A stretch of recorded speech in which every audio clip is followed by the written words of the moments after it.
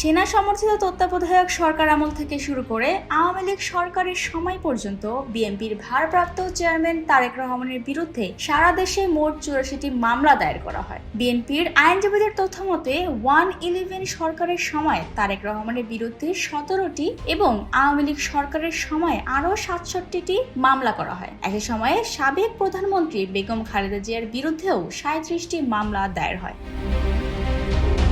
মামলার ভারে জর্জরিত অবস্থায় দেশ ছাড়ার আগে প্রায় 18 মাস কারাবন্দী ছিলেন তারেক রহমান। এ সময় তাকে একাধিকবার রিমান্ডে নেওয়া হয় এবং অমানবিক নির্যাতনের অভিযোগ ওঠে। নিয়মিত প্রিজন ভ্যানে করে আদালতে হাজিরা দিতে গিয়ে এক পর্যায়ে তিনি গুরুতর অসুস্থ হয়ে পড়েন। চিকিৎসার প্রয়োজনে 2008 সালে তিনি দেশ ছাড়েন এবং যুক্তরাজ্যে নির্বাসিত জীবন শুরু করেন।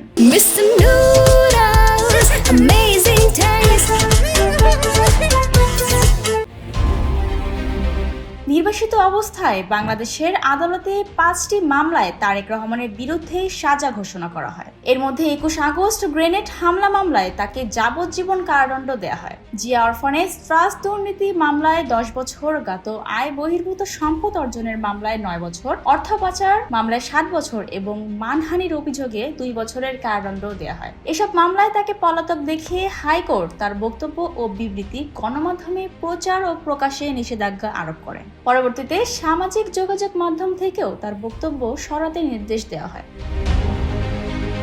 গত বছরের 5 আগস্ট ছাত্র জনতার অভ্যুত্থানের রাজনৈতিক পট পরিবর্তনের পর একে একে তারেক রহমানের বিরুদ্ধে থাকা সব মামলা খারিজ হয়। একই সঙ্গে গণমাধ্যমে তার বক্তব্য প্রচারের ওপর আরোপিত নিষেধাজ্ঞাও প্রত্যাহার করা হয়। বর্তমানে সব মামলা থেকে মুক্ত হয়ে দেশে ফিরে স্বাভাবিক জীবনে ফিরেছেন বিএনপির এই শীর্ষ নেতা। ডেস্ক রিপোর্ট, জয় দিন।